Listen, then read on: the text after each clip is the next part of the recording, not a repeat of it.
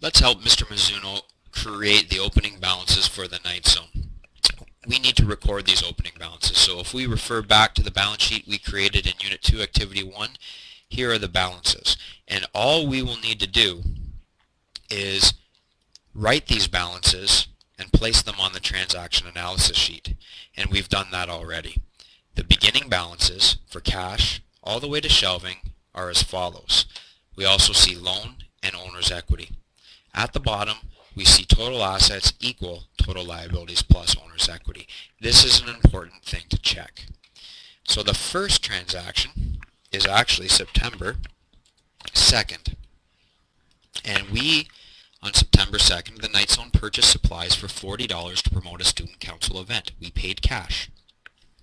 So we need to identify the two accounts that are affected. Cash is being effective as it's decreasing $40. And we're buying supplies, so supplies is increasing $40.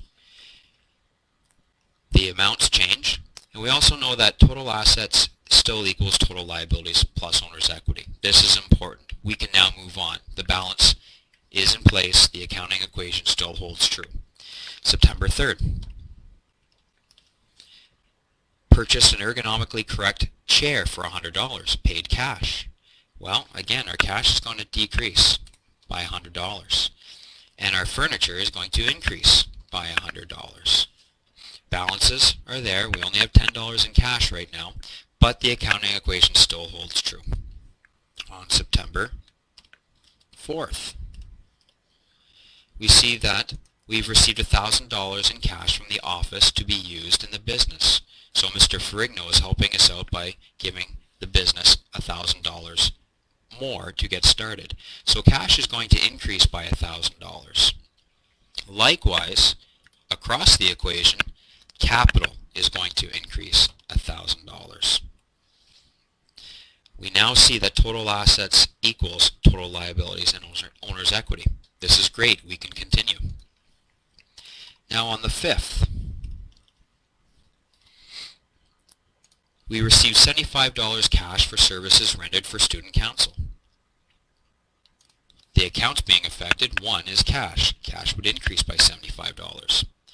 Now it's a service that's provided, which means we did some work, and when we perform services and receive money for it, that is a form of revenue. Revenues are covered under the owner's equity section. Owner's equity, therefore, would increase by $75. We can see the accounting equation still holds true. September 6th. In this case, we perform services for the business and French department for $75 to be paid at a later date. Well, we've performed services. We haven't received the money yet, but we're going to. We're going to call this accounts receivable.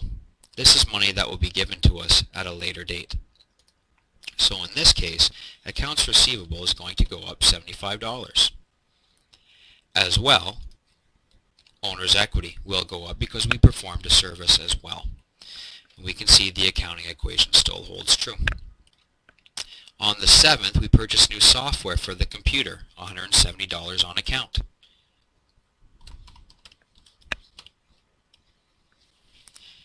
In this case, new software for the computer. We're going to go to the equipment and put it there. I believe it was for, $170.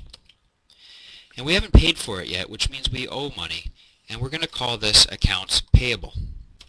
This is money that we owe.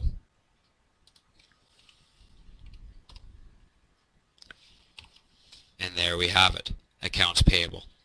Now the accounting equation still holds true. We'll do the last two transactions in the next video.